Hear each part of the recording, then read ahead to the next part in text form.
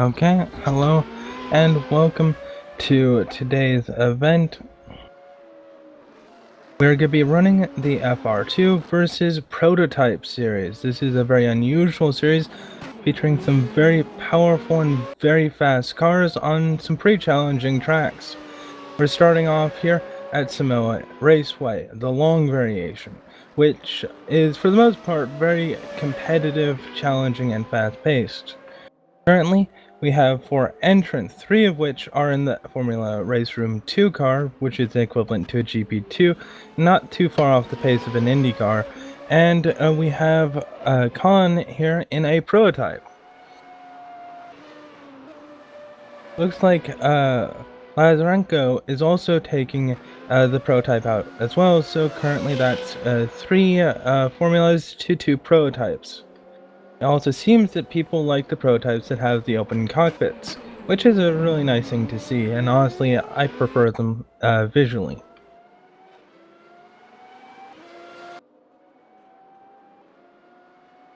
Now, let's see what the first lap is. It's 1:18.798. That's actually pretty fast around this track. Keep in mind that Samoa is very tight, very twisty, and mostly curves, so getting a good line through it can be pretty tricky.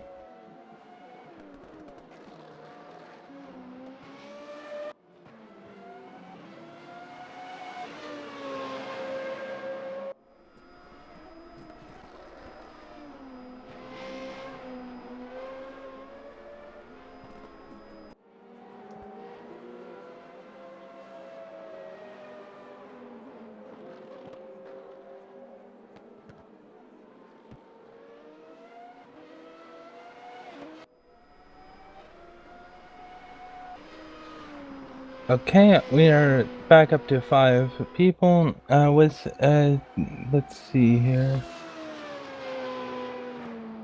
Yep, 5 people.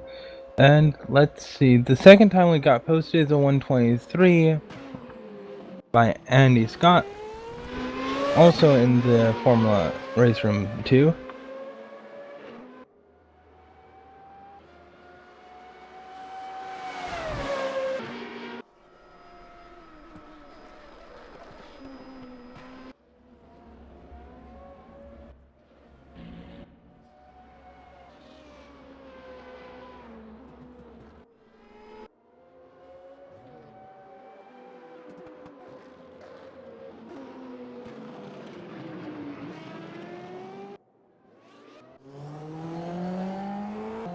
Let's take a look and see how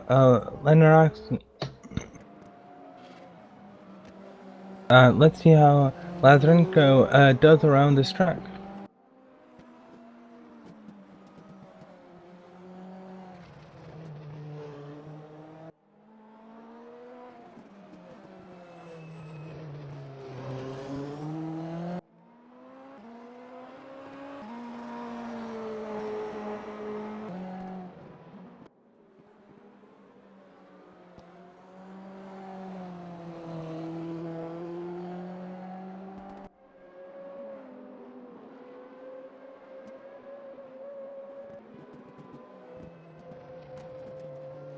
Looks like Lazarenko is doing very well.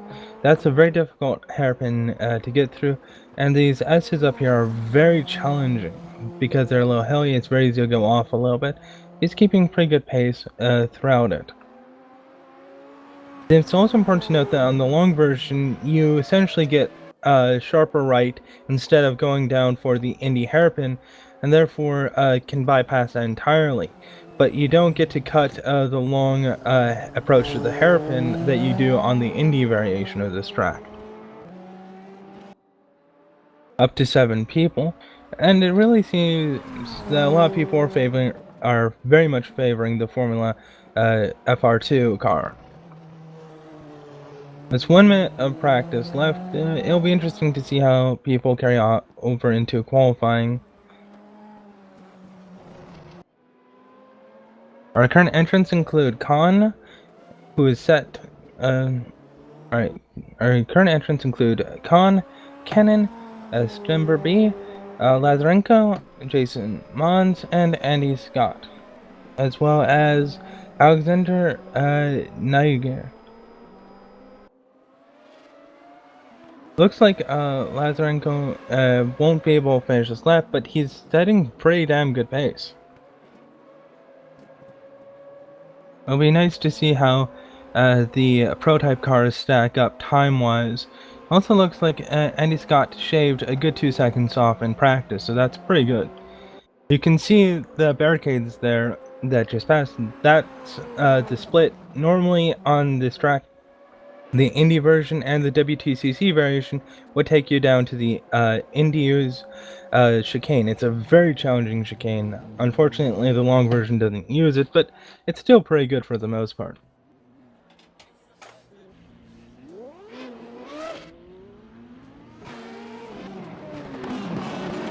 So it looks like Lenny or Lazarenko is out first, and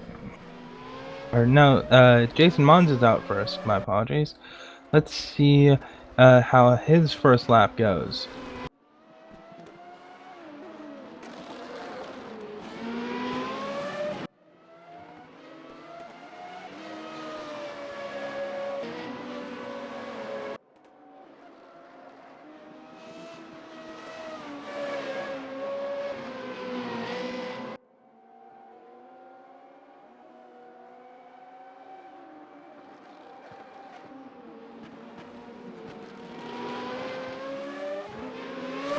One thing I'm very much impressed with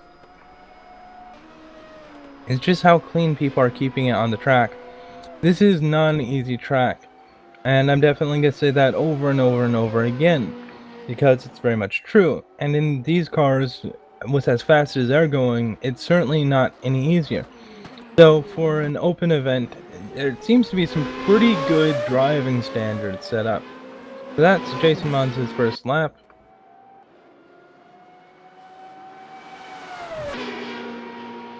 Now to see his timing.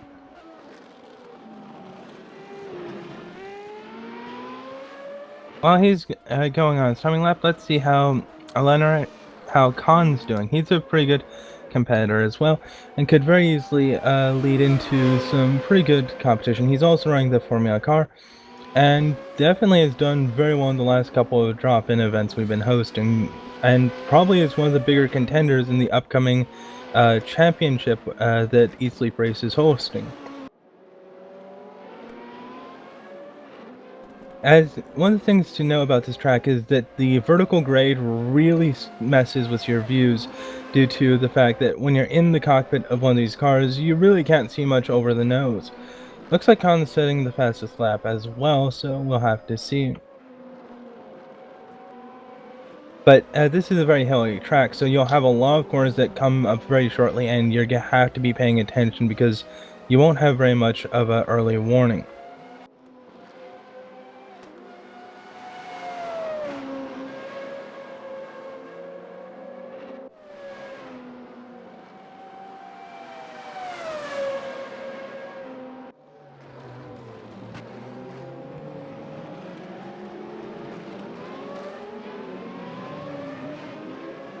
Around the hairpin, it looks like Khan's gets a really fast lap.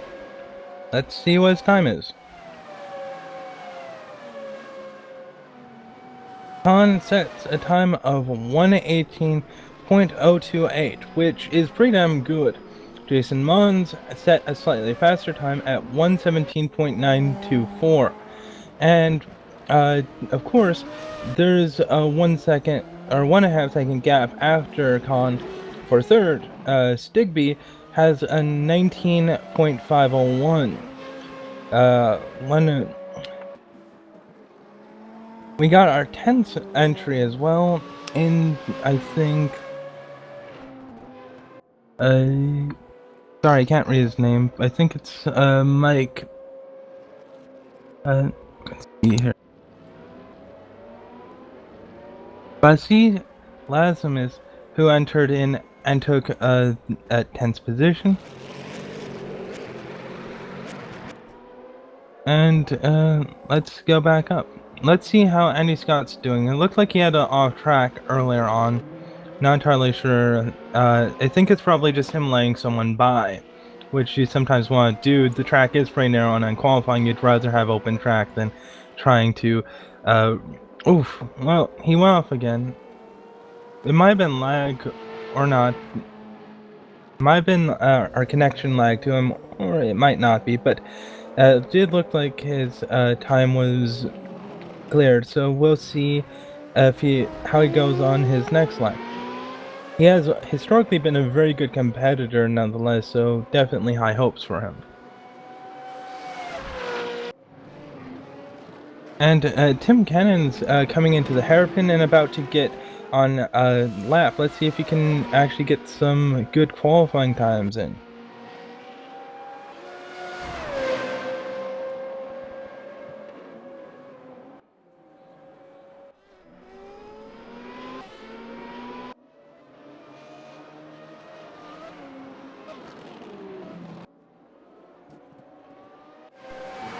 Looks like Andy Scott isn't happy with his setup and his back to the garage, so we'll have to watch him as the race progresses.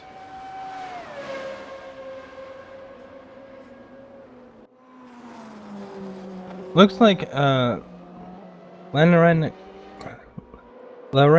has found a decent bit of pace over his initial qualifying lap, so we'll be able to see how he stacks up.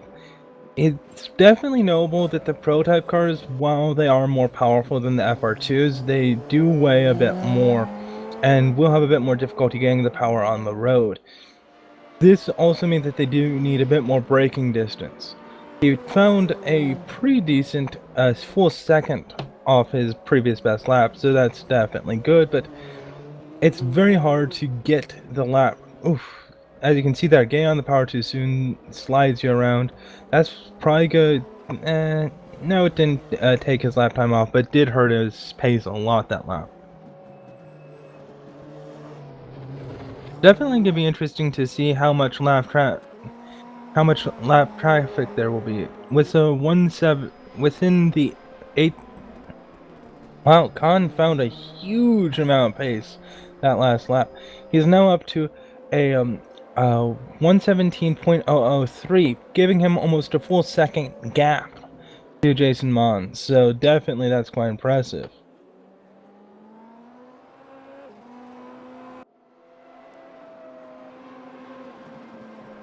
It's definitely noticeable about the prototypes, however, is that they are just as good when they have aero grip. They're a bit more skittish on the power, but they're actually very stable and have a lot more stability because of their wider wheelbase than the FR2 cars. This means, of course, the core entry can be a little weird and you can have understeering issues under braking, and the hairpin especially can be a problem. Definitely note that. With 4 minutes and a half to go, here is the current times. Once again, Khan has managed to further improve his best time. He's at 116.835. Following him, Jason Mons at 117.924. Following him is Tim Cannon saying a 118.046. Following him is Stickerby at a 118.129. Following him is Len Rinko at a 123.5. Following him is Alexander Najir at 124.265.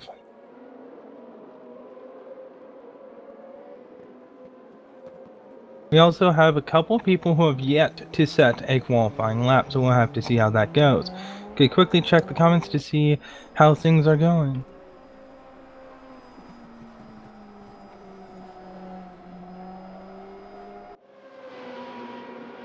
Anyways, just a little shout out. Hope that Momotes feels a lot better. Happy birthday to him, and overall, we wish him a speedy recovery, and hopefully he can get the race of his dreams when he feels better.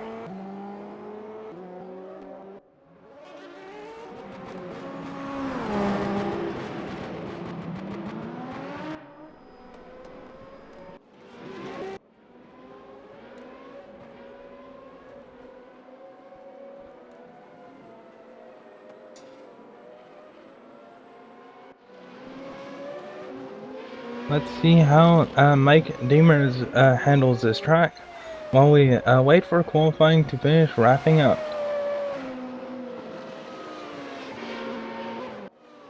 The interesting thing to note about this series is that despite the fact that the Formula FR2 cars have been exceptionally popular, the typically popular Red Bull livery is only occupied by one person. On the flip side, we have a couple of other liveries which have been repeated quite a few times, which kind of shocks me, but then again, there isn't much else to shock me in this race so far. 2 minutes left on qualifying, and it looks like we're having a little bit of a lag spike, so bear with.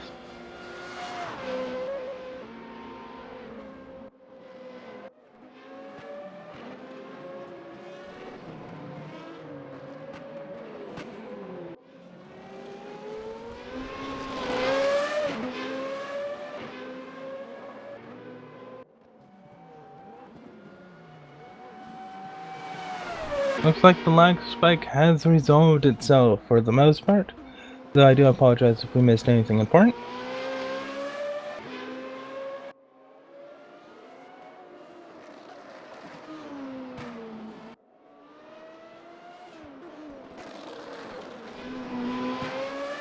Also, minor apologies. Apparently Hunt got caught up in something. Real life calls, you know, and so hopefully when he gets sorted out, he can join us up here. But until then, I'll cover all the events for today as best we can.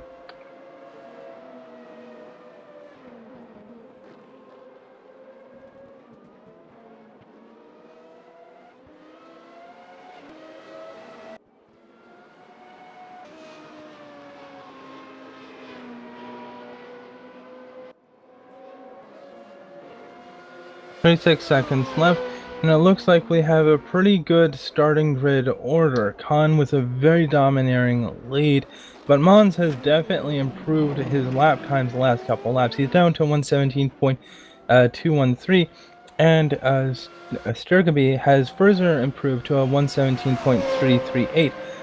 So the gap that was that last lap for Mons further cut down the gap. It's now down to approximately a tenth of a second gap between first and second, and about half a second between first and third, which is actually pretty good given how close the racing is. Looks like that this is going to be our start and finish order, so let's wait for the laps to finish off. Your starting order is going to be Khan.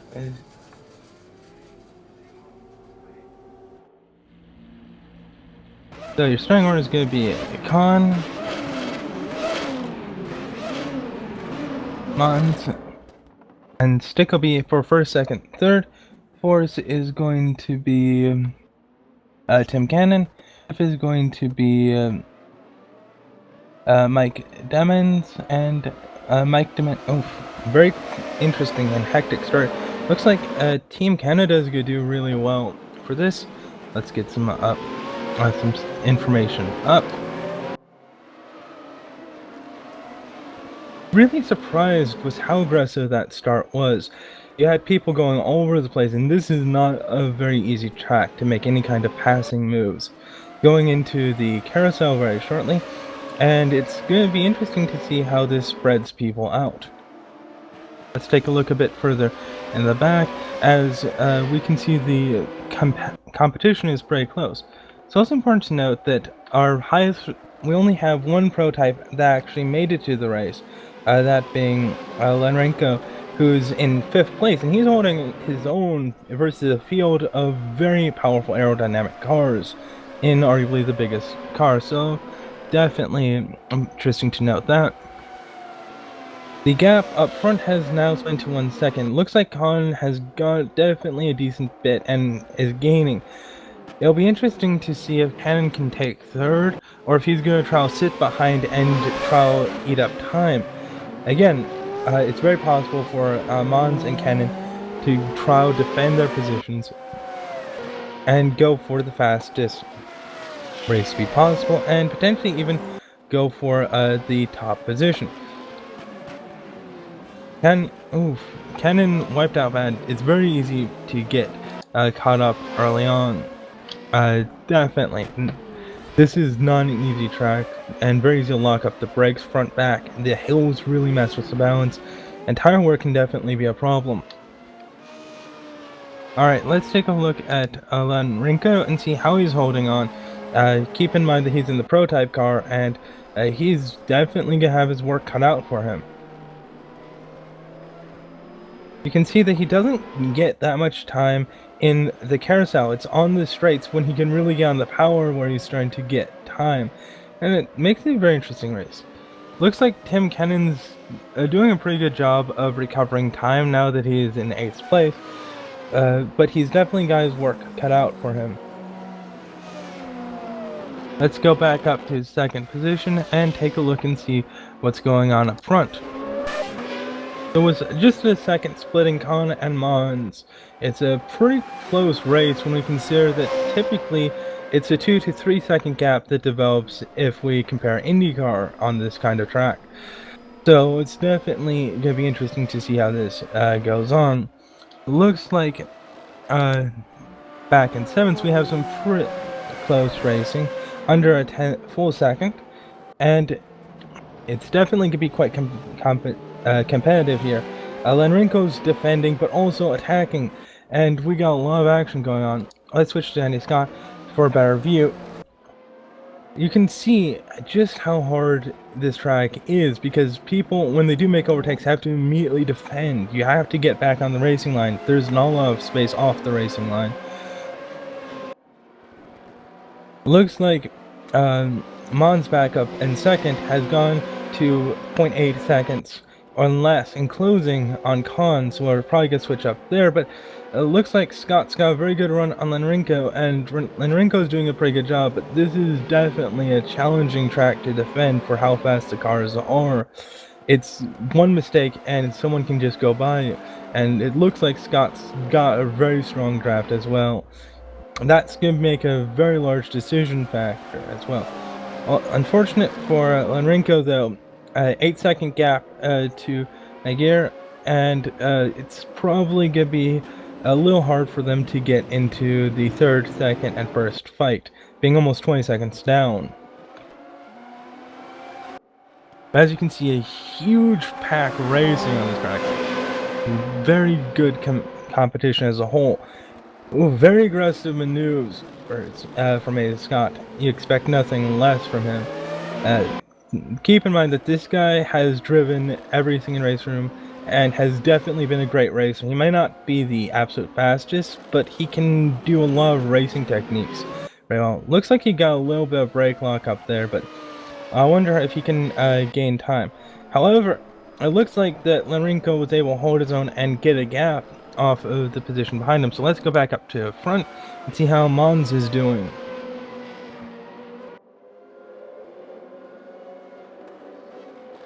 Looks like Mons is definitely keeping pace with Con, so Con isn't gonna have an easy race today. While it looked like he initially was gonna get a gap, just like Indy, you're not gonna get away from this. By no means. Okay. Also keep in mind the race pace here, especially at the top, is frantic. We're looking at 116.7s to 117.1 on the lap time, which is insanely fast for this track. I mean, these are very fast cars, but the level of driving here is, shall we say, the race your pants off kind of racing. And once again, it's below a second gap between the two of them. Going back, it looks like Tim Kennan has got 6th and is really getting on the back of Lenrenko. Really doing a good job. He's proving why he's got good pace and can definitely make up for that early mistake. He did get a little too much power on, and you can find that this track, especially unstable cars very easily. While this close action is happening, however, it looks like Con and Mons is definitely getting close again. Those guys are just going at it, and they're setting fast laps while racing each other hard. So it's interesting to see if there's anything left at the end of this. 13.5 minutes left on the clock by now. And Lenrenko's doing a very good job, but he's probably gonna get side by side, and definitely clean pass from Cannon. That's not what they wanted to see, but with such limited space there, it's very hard to compete. Looks like Lenrenko might get passed again due to not getting a huge amount of exit speed, about 0.2 of a second, separating him from the guy behind, and he lost the position. Let's see if Lenrenko can get the position back. He's definitely driving this car hard. The main difference to keep in mind is that all these cars draft really well, so it's very hard to get away from your opponents, and definitely really tight, very difficult track. Looks like we had a few retiring, so we're down to 9 from a starting grid of 11. Kind of unfortunate, but well, some people just tend not to be able to finish races. Oh well. Looks like Lenrenko is definitely doing good for himself, though. He's kept a 124 pace, which, considering the car he's driving and his recent performances, is actually really good, and he's definitely holding his own. Once again, the battle between Jason Mons and Khan is fantastic. Lenrenko, looks like Lenrenko got off of Cannon. Or no, that's okay. Timing's bugging out really bad, but looks like Cannon had another incident and spun off, so that's unfortunate for him. But Lenrenko definitely doing really good, and let's switch back up to Mons, because Mons is really hounding Khan the last couple of laps. We also have quite a few cones off track, so it looks like there have been a few people who have gone off on some of those turns, especially on the, I think it's turn 5. Very hard turn to the right, downhill, very much gets you to oversteer. Looks like back in 9th we have some close racing action from two people in the same liveries, Sternby, and that's definitely good pass from Sternby, but a lot of time to make up, and he has to also defend, which will slow him down as well.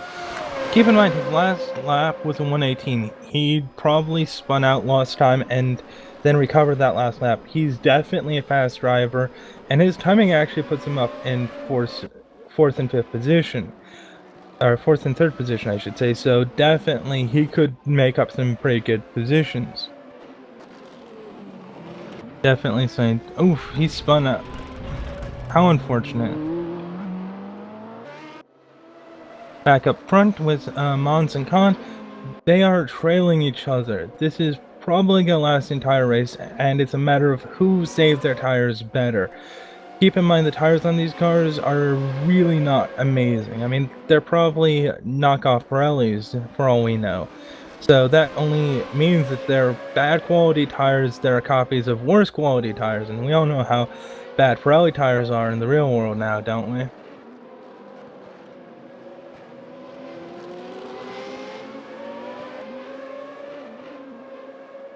Looks like a lot of spacing has happened, and Scott's down 30 seconds off of second. And then we have 6 seconds off that for Niger, about 5 seconds off that for Devotes.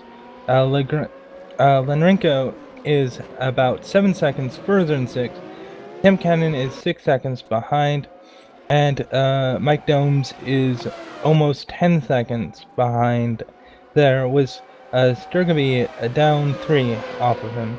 So it looks like spacing has definitely happened. A little unfortunate, but this does give drivers the time to focus on their lines and get clean laps in. Looks like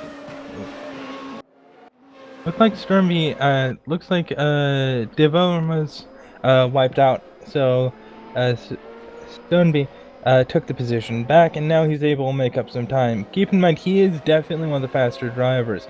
His timing puts him at 1:18.367 as his last lap. That'll put him right up in 3rd position if we go by times alone.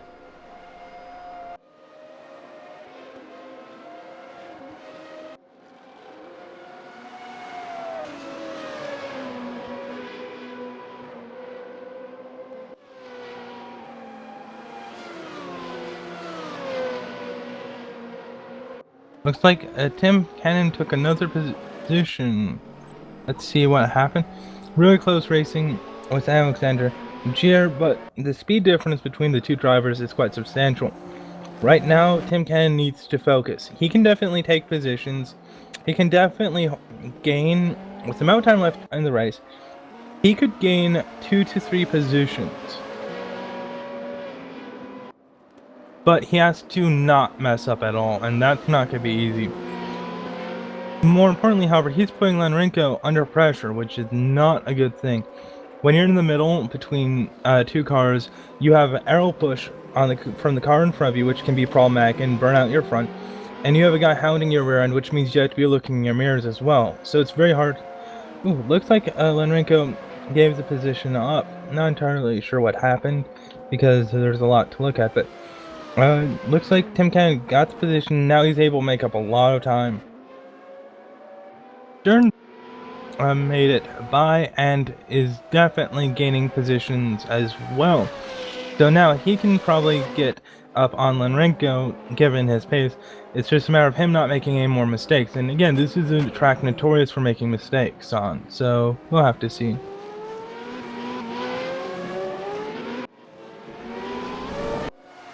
Looks like we have some lap traffic going on. Concerning the total timing, it's definitely understandable, but good clean overtaking and good on Mike for giving space and letting the faster cars by. It's a very bad idea to try to race against cars that are so much faster than you on a track like this, because then you're just asking for trouble. And speaking of trouble, it looks like Niger spun out. Bad for Alexander. It looks like both of them have both. It looks like Alexander has retired, and not sure about Mike if he's staying in or not, but we'll have to see. However, all that traffic has forced Khan to slow his pace down a little bit, giving Mons the chance to close the gap, and really, this is putting both of them under pressure. If you think defending a position is a lot of work, attacking a position is even more. You have to be very aggressive on driving your car fast, keeping your car from suffering too much aero push, and on a track like this, getting it to go fast and not take too much aero push is very difficult. One of the hardest parts of this track as a whole.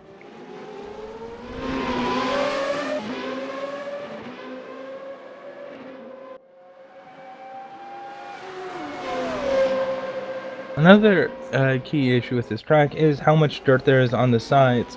You go off too much, you get a little bit of dirt on your tires, and suddenly you lose a lot of grip. It's definitely a big issue that this track has, but it's also one of the reasons why it's well loved. It's very competitive, very challenging, and it requires you to really stay focused. There's 5 minutes left on the clock. It's time to see if there's any positions gained. It looks like Lenrenko gave up another position, this time to Sternby. Sternby's been doing really good, but given that both him and Cannon are really fast, I don't know if they're going to be able to close on each other unless traffic gets involved. Looks like Mike has to drop out for mechanical issues. Unfortunate, but he put up a good race, surviving a whole 15 minutes. And given that this is a track which eats drivers alive in the real world, I'm not surprised.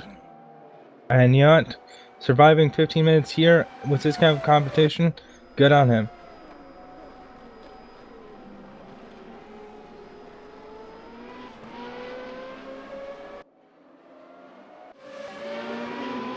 Back up in second position, we have Mons once again hounding Khan. With so little time left, the onus is now very much on Mons to prove that he wants first position better than Khan. Not only does he have to outdrive himself, he has to outdrive Khan, and he has to outdrive this track at the same time, and that's something that's very hard to do. Keep in mind, however, that Mons has definitely picked up his pace. In fact, he now has the fastest lap time of the race at 1:16.721. Keep in mind that this is better than Khan's current fastest lap, which is a 1:16.733.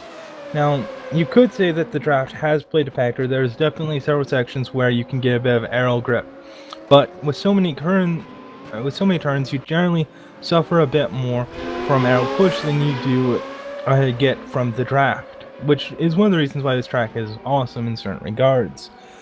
However, he has gone right on the tailpipe of Khan, and Khan now has to defend. 3 minutes on the clock isn't a lot of time to defend, but it's still plenty of time to make a mistake. Looks like a stick B went off, probably to avoid getting caught up in the leaders, but he lost some time as well. Looks like Cannon gained another position, so Cannon's back in fourth, and it looks like Dennis Distrote in fifth suffered from an incident, and he's lost a lot of time as well.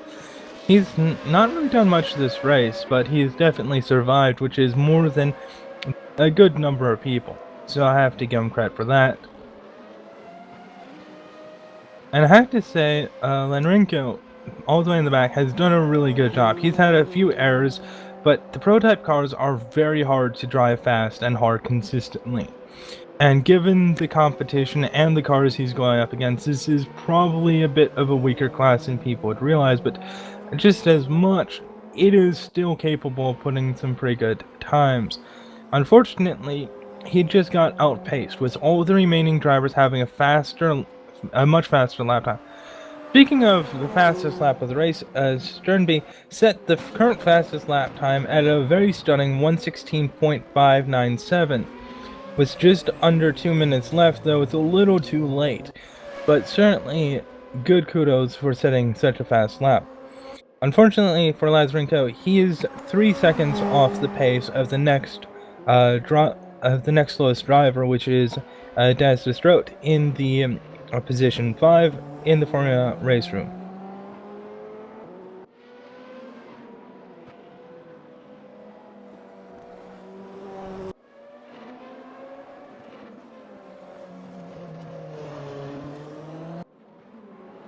Alright, it looks like the gap from Mons and Khan has increased.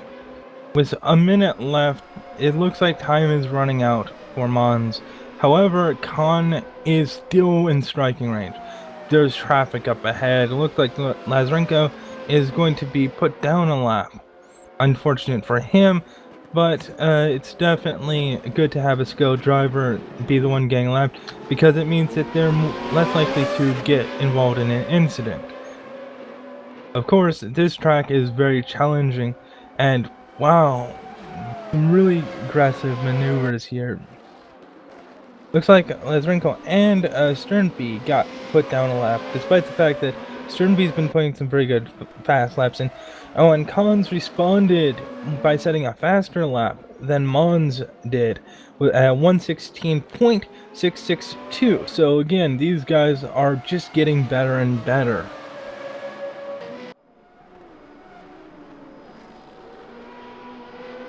Moving along, it's important to note that the gap now between second and third is a monstrosity of a 52.67 second split. Considering that Andy Scott is actually a pretty fast driver, although Tim Cannon set a faster lap time than him this race, probably down to getting a little bit more practice in. It looks like it's going to be pretty competitive and pretty interesting. But what's really surprised me is how fast a lot of the guys are, and yet some of them are just so far behind. It looks like a lot of mistakes were made, and these mistakes cost people. It'll be interesting to get the post-race review from some of these drivers and see what actually happened. Overall, for the most part, I have to say though that this is a pretty good race. With 50 seconds left on the clock, it looks like it's going to be Khan up front, but again, anything can happen. What we are pretty much going to guarantee is that Scott and Cannon are probably going to finish third, fourth, with Dennis Distrote in fifth, Sternby in sixth, and Lazarenko in seventh.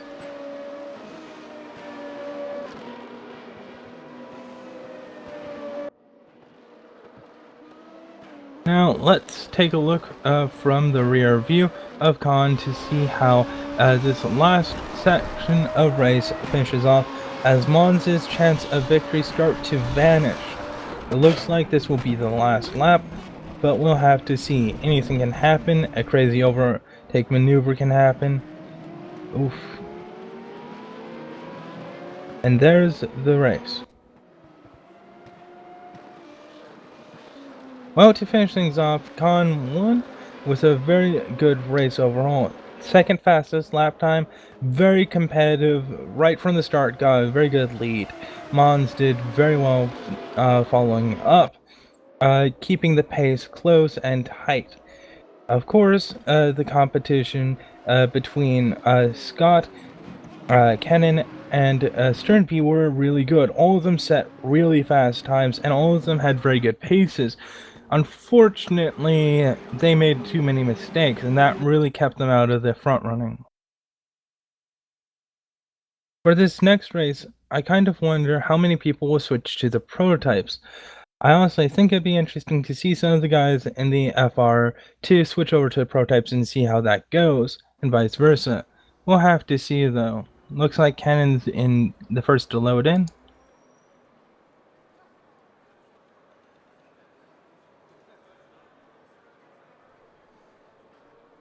Anyways, as people load in, I'm going to take a short break and get a little water for my throat. I'll be back in just a few minutes.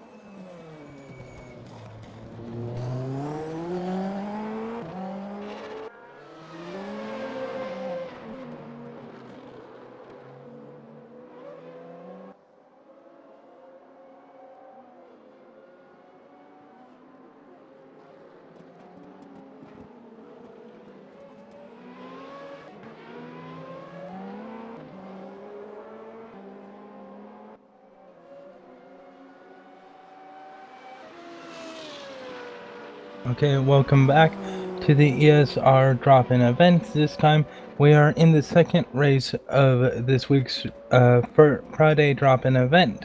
This is, of course, the Fr2 versus Prototype Challenge, and this time we're at Hockenheim Ring. Hockenheim Ring is a very awesome track. It's very fast with a lot of challenging corners, heavy brake zones, drafting opportunities.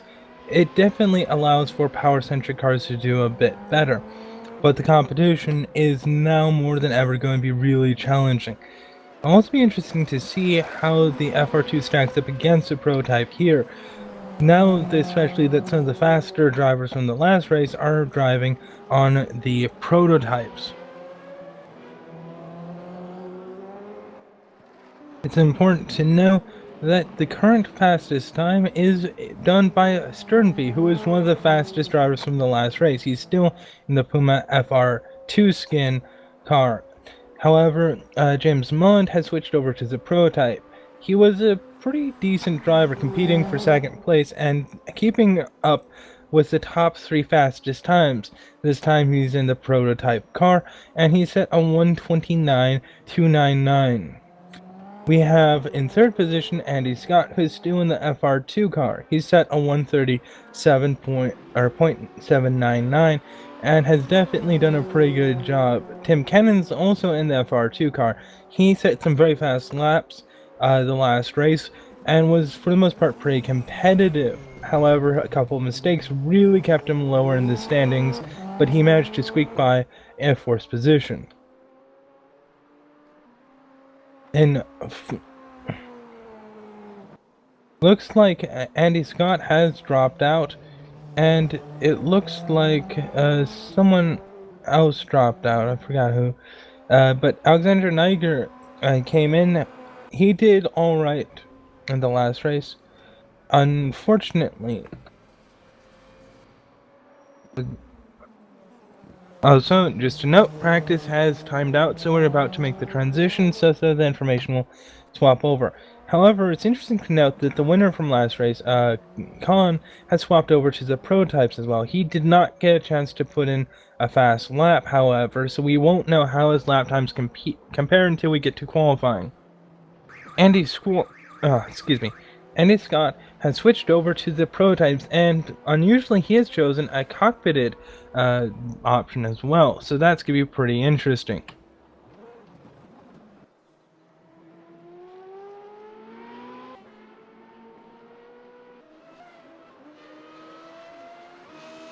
And it looks like Tim Kennan has also switched out, and he is himself in a prototype car as well, so that's going to be pretty interesting to and certainly get at a boot of a change.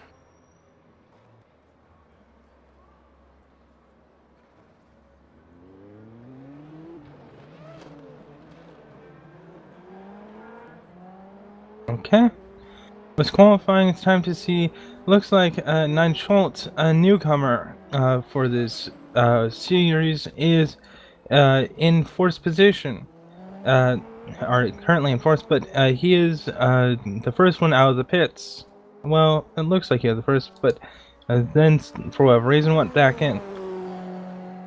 We of course have Jason Mons. He was in second place from last race, and this time he's in a different car. He's running the prototypes rather than the FR2. Really nice to see actually a lot more prototypes on the track. Andy Scott is also in the prototype. He came in late in, and Tim Kennan also came in late in practice for prototypes as well. It looks like all of the prototypes are out on the track as well, so that'll be pretty interesting. Nino Schultz and Alexander Nagel are in the FR2. And it'll be interesting to see how those guys compete.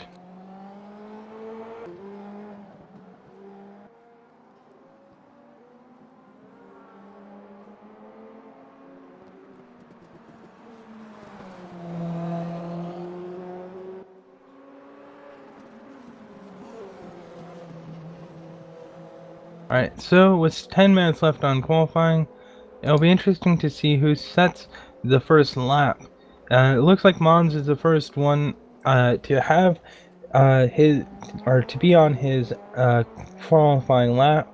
So let's see what he does. Looks like Stake will be also switched over to prototypes.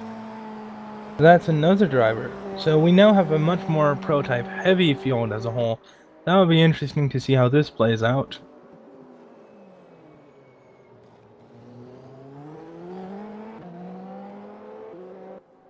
It's alright, we're up to 8 drivers. It looks like Enrico Abash is taking the Red Bull Fr2 livery. So that'll be pretty interesting to see how he does.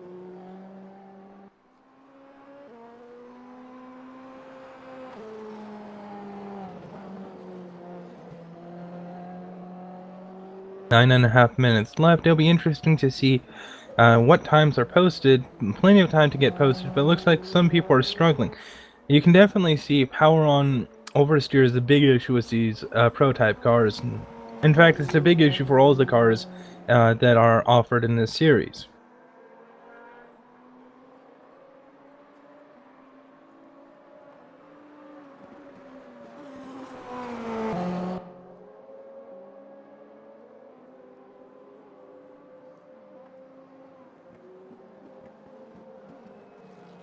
Alright, Jason Mon sets the first lap of qualifying, 1:28.597. And Khan very quickly to beat it by about 0.2 of a second, posting in 1:28.356.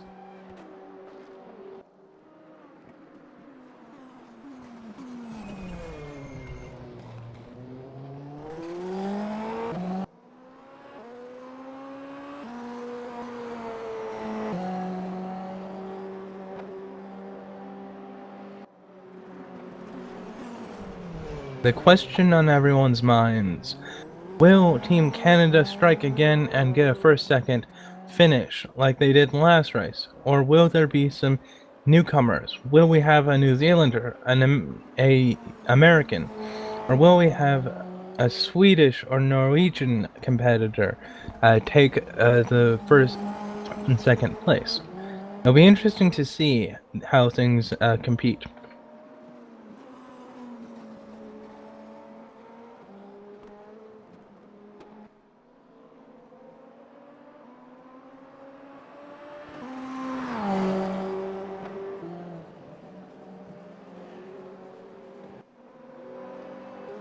Alright, Nilo Schultz set another pretty good time of a 1:30.305 and is currently in third position.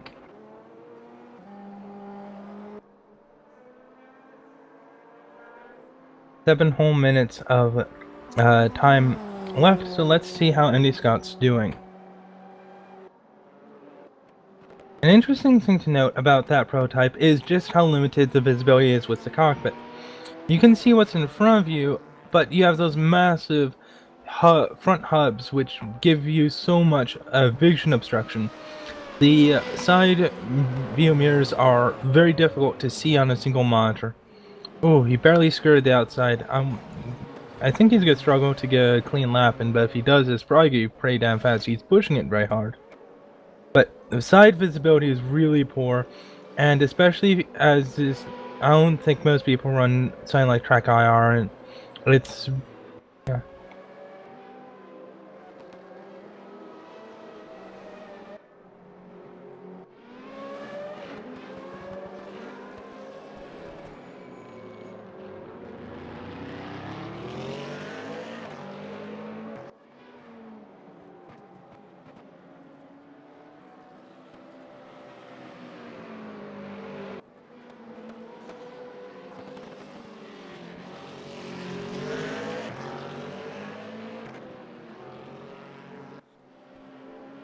It could be said that Hockenheim is arguably an easy track.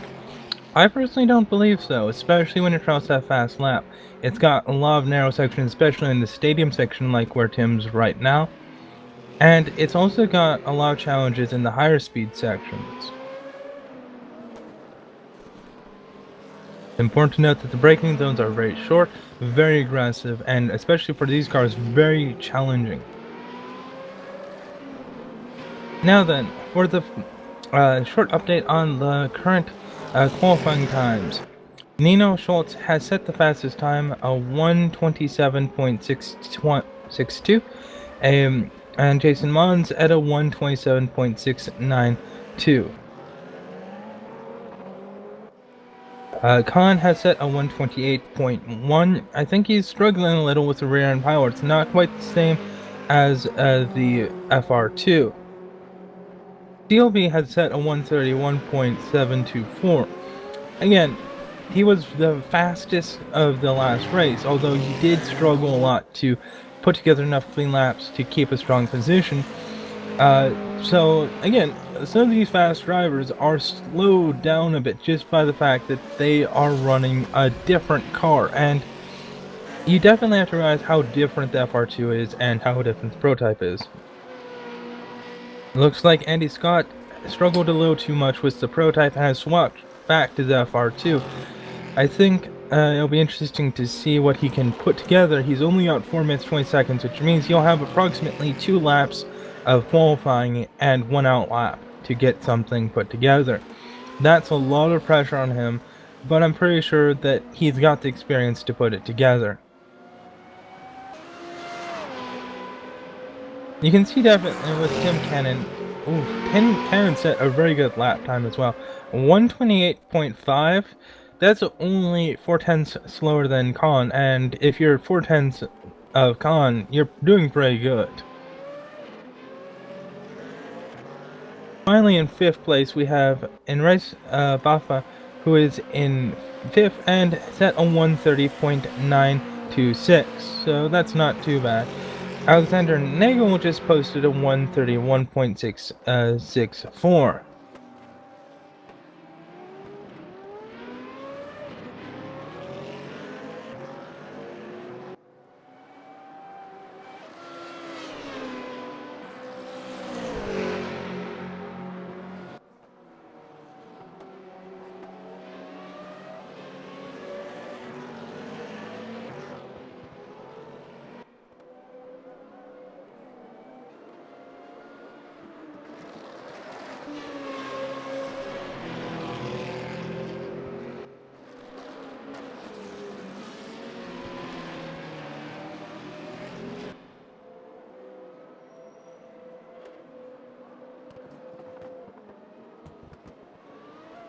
Now then, what to look forward to in the race from what we know so far?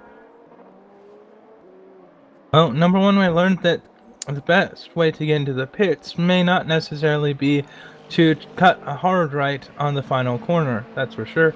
But what we also know for this race is that the prototypes themselves are very competitive against FR2. However, it's a different car, so getting it to drive around the course is a bit harder. You definitely have to ease off the throttle a bit more and be a bit more weight balance type. And these cars are a bit heavier and have a bit more aero to them. That being said, it's also important to note that the actual difference in the performance is very, very different. If we look at the best times, 1st through 3rd is separated under a 1/10 of a second. Just keep that in mind.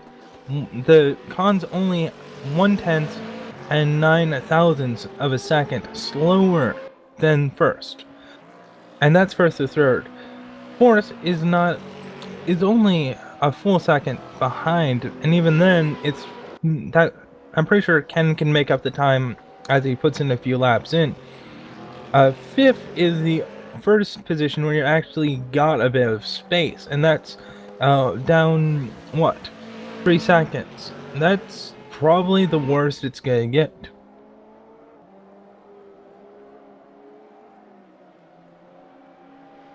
Unfortunately, we don't have quite enough drivers to truly fill out the grid, but this is still a pretty nice show of some of the better drivers in the ESR, and they're definitely showing their skills, so it'll be interesting to see.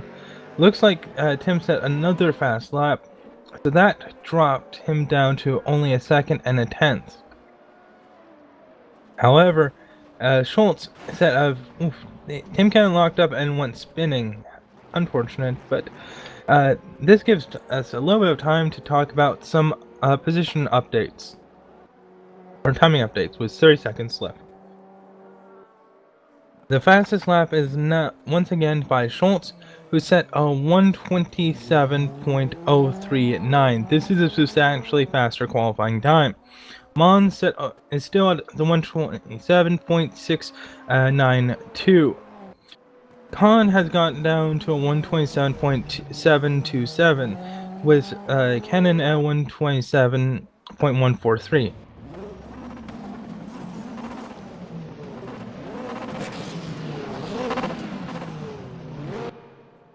Alright, with 20 minutes on the race now is about to begin. This is going to be pretty interesting to see because we have some very fast, very close timing. Positions 1 through 4 are going to be very close. Looks like there might have been some minor contact, but a lot will spin off the start. Initially, Andy Scott got zoned out a lot and went way wide off the first corner. Jason Mons is really close, taking a position. Oof, looks like some lag spikes. That led to some unintended position changes.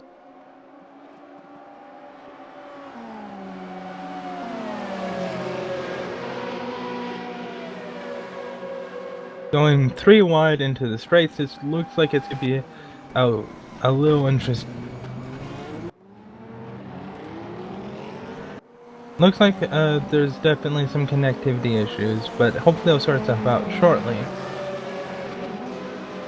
Jason Mons has secured second, but the gap to Khan is about 1.5 seconds. It's spiking up to 2 seconds here and there. Looks like Khan has managed to outrace everyone at the start and gained a pretty good position. Could Khan be repeating the last race, but this time in the prototype? It'll be interesting to see. Mons is also pulling a pretty close repeat. He managed to take second pretty early on, so some very good positioning. Looks like Schultz has fallen back. I wonder how bad his ping is and if that's affecting his ability to race. Looking at Tim's not too far off of Mons.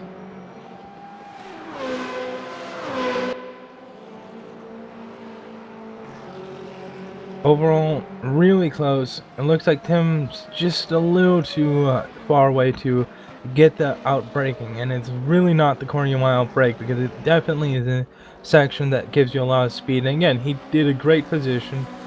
Now, unfortunately, the gap to Khan's opening up, and the more you guys race against each other, unfortunately, the more Khan's gonna get a lead. So that's a main problem.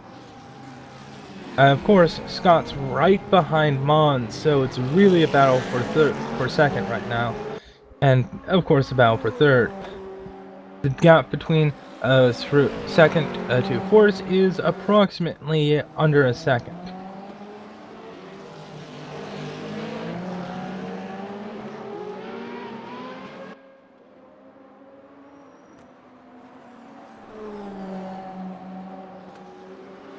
Looks like Eddie Scott's dropped back to 5th, and Sternpe's got back up, and now fighting against Scott.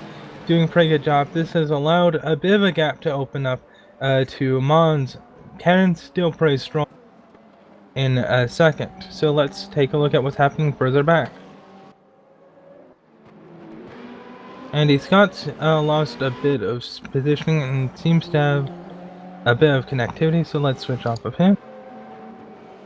You know, it's struggling a bit. Looks like we have some vision bugs where sometimes people can turn invisible if their connection quality drops too significantly much. It seems to be this is the case, and due to the way the peer-to-peer nature works, we will be unable to see Nino from this position. A little unfortunate, but what can you do?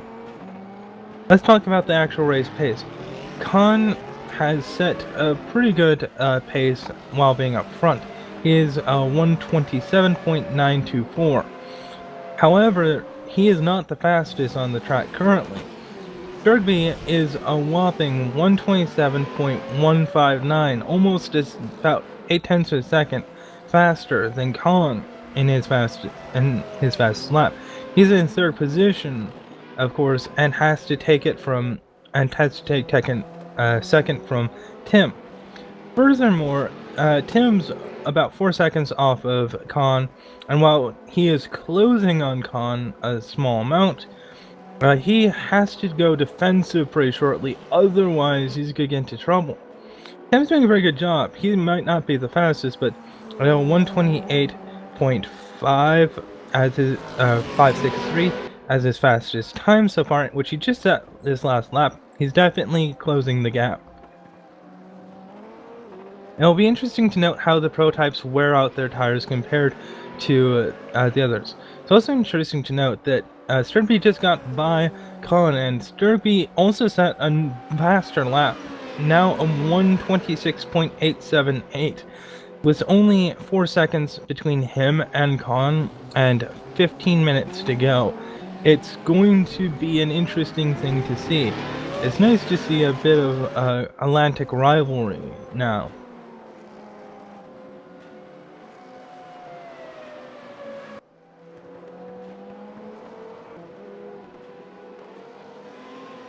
Unfortunately for Jason Mons, his pace has faltered a bit. He's not been able to put that fast of a lap together, a 128.483. This would actually put him in, I think, fourth position if we sorted them by top speed. However, it's important to note that Mons has definitely fallen back into 7th and has to fight his way through. He has to deal with Alexander Nagel, who you can see right in front of him, with about now down to 4/10 of a gap. A very poor exit, but definitely in drafting range. It'll be interesting to see if he can game the time and pass back up a bit. And it looks like Khan's now on the defense with a 1 3/10 second gap between him and Stilby. Things are going to get very interesting up front relatively shortly. Looks like Nico is about just about passing point for Andrew Scott. So they're going to battle out for a bit. Unfortunately, due to latency, we're unable to get a good view of them at this time. It looks like Mons is starting to get to grips with the car as he gained a 1/10 of a second this last lap. And on top of that, he has definitely improved his top speed as well.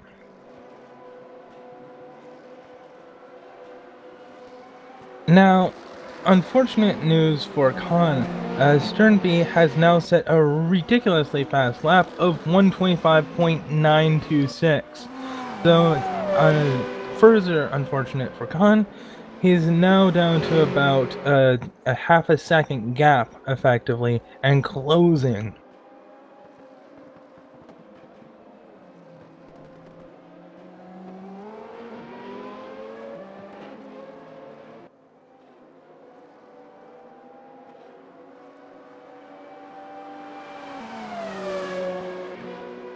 Mons finally gets around Nagar.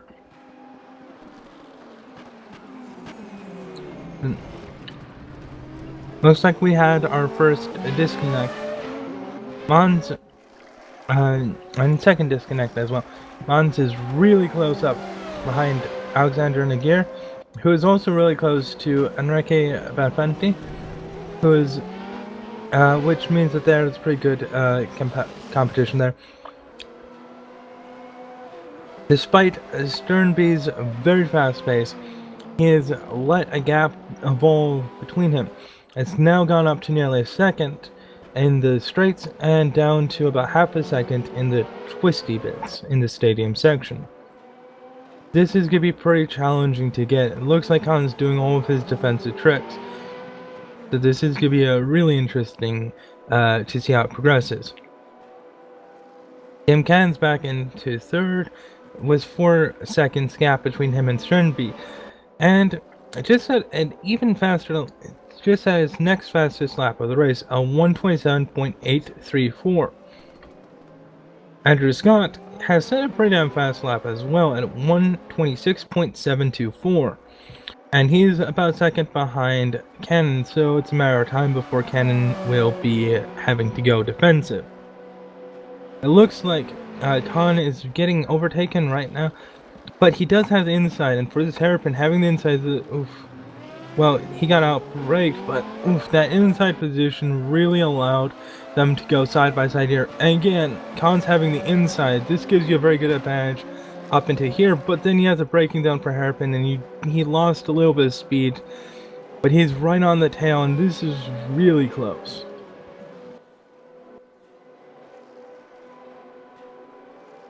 I hope that Khan can keep it together because he's got 10 minutes to take his position back.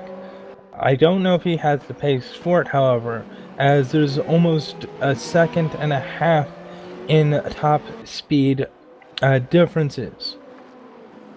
Looks like Ken's doing a pretty good job of defending himself from Andy Scott, though. Mons is still maintaining half a second gap or less behind Alexander Nagir, and he's doing a pretty good job as well. In fact, he just got an overtake for a brief second, according to our timing. I wonder if he can pull through. He lost a bit of time, but probably had to back out from the turn he was in. Andrew Scott is getting closer and closer to the bumper of Cannon, to the point where I wonder if Cannon can smell the exhaust. It's very close racing regardless. It looks like, though, we're still having the Lancy bug where we cannot see Andy Scott from Cannon's perspective, however, but they're very much next to each other according to the timing. Jason Mons finally secures a position against Alexander Nagir and is now closing the gap just under a second to Enrique Buffon in the Red Bull Fr2 car. With over a second pace advantage, I think it shouldn't be too difficult for Mons to do it. In fact, he does. And then, of course, we have Scott, who's a good distance ahead. That's 18.8 seconds. And with the pace difference, I'm not entirely too sure that Mons can make up the positions.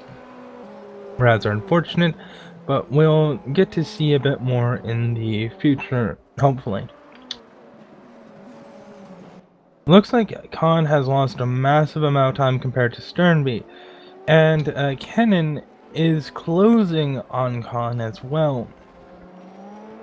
In fact, Kennan's actually gone a lot faster as this race has progressed, now up to a 1:27.668, which is, to be 100% honest, only 0.2 and 0.02 slower than Khan. Andy Scott, however, is very much on the attack for Cannon, and unfortunately it looks like there's some loss of control on Cannon's part. I don't know if it's contact or just power on, but as we cannot see Scott without getting massive peer drop, peer-to-peer drop, it'll be rather unfortunate that we can't see that battle going. It looks like Scott's definitely putting on a pretty good competition, though. It looks like Sternby has now stolen the show, however. A 1:24.727, just getting faster and faster and faster. At this point, I don't think anyone can actually match his pace, and the gap to Khan is increasing. Now up to 7.5 seconds, more almost.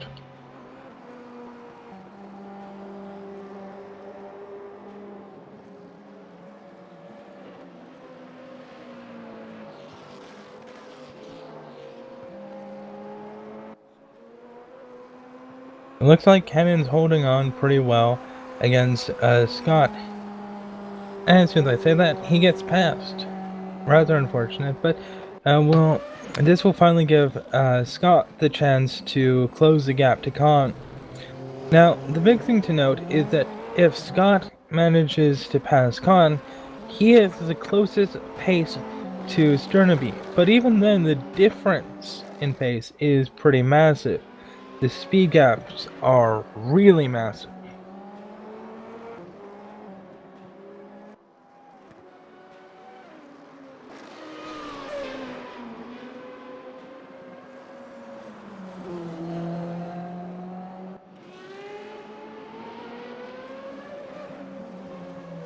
As there isn't a whole lot going on in this moment, let's take a look at what it looks like from the dash of Sternaby's view.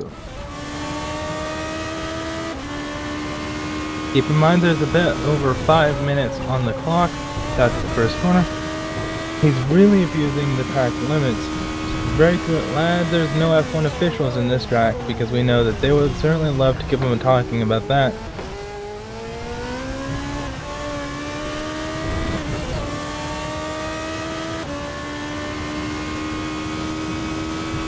You can just see how insanely high revving these engines are, and getting up to almost 300 kilometers.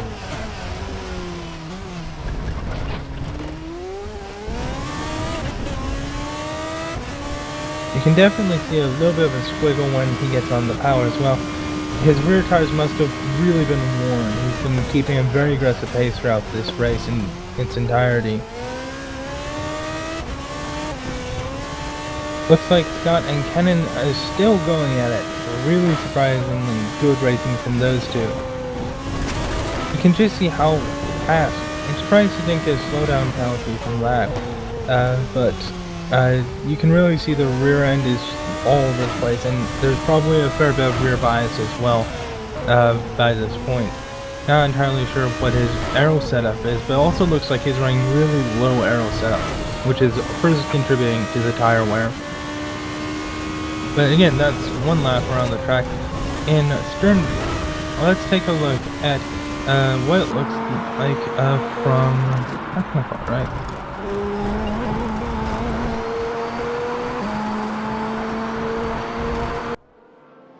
Well, that's unfortunate. The cameras are a little bugged on the prototypes, so I cannot show you his view from the dash, but Con is doing pretty well for himself. Certainly not as fast as he wanted to be, but actually definitely holding his own very well. He might not be winning this race like he did last time, but he certainly isn't losing that many positions either. He's got a gap of almost 10 seconds to Kennan and Scott, and almost 20 seconds to Mons, 30 seconds to Buffy.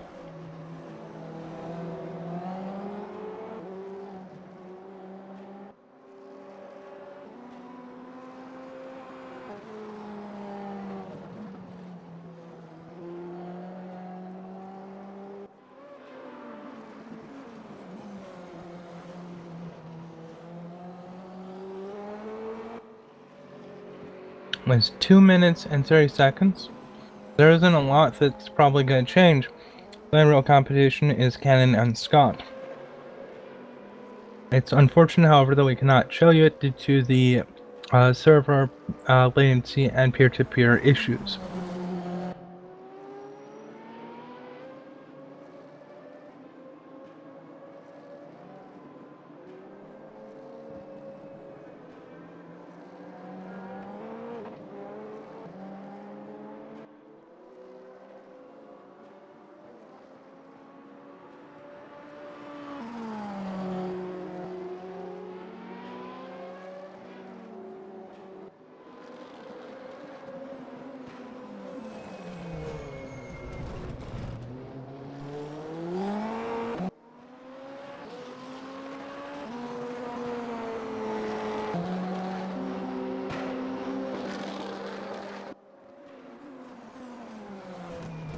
Now,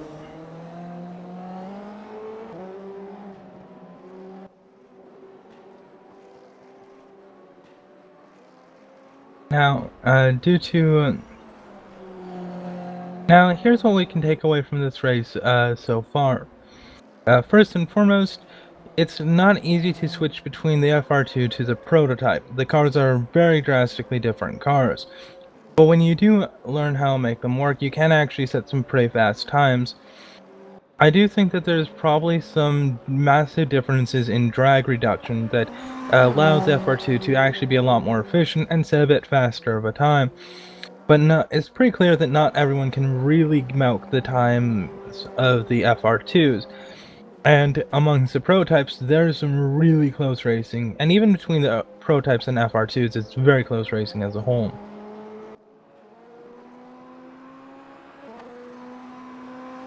Another thing that's surprising is the amount of tire wear outside of rear tire wear hasn't been overly significant. It may only be a 20-minute race, so it's not given enough time to fully progress, but it's definitely quite competitive nonetheless.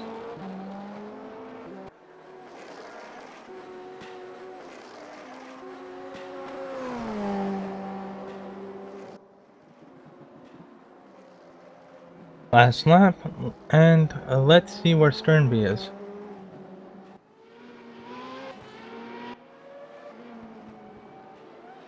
Last section of the stadium, and pretty close to the finish line. With the penetrance right there, there's the finish line. Oof! He really burnt out his rear tires and pushed it hard.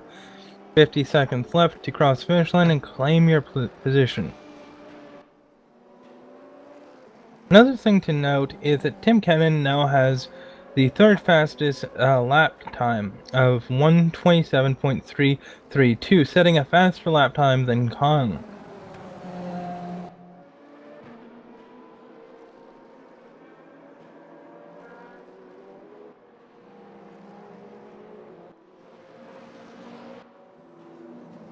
And Mons is about to get to the start-finish line and claim 5th, which he did a pretty good drive. I don't think Mons was that comfortable in this car, but he definitely raced pretty well. He actually set a faster lap on his last lap than Khan ever did as well, a 1:27.48, so he did pretty good as well. One thing to note, however, is that consistent pace is a lot more important than top speed, and unless you're massively faster than everyone else, it's not likely that you can win by just being straight up faster than everyone else. You have to outrace them, you have to outmanage your car. I think this was definitely notable throughout the entire race.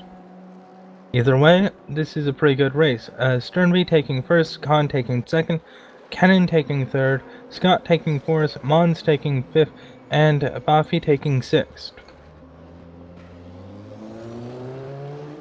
Overall, this was a really good race. It kind of fizzled out towards the end, and I do think it's probably due to the fact there wasn't enough drivers in this race. But overall, very good races on two pretty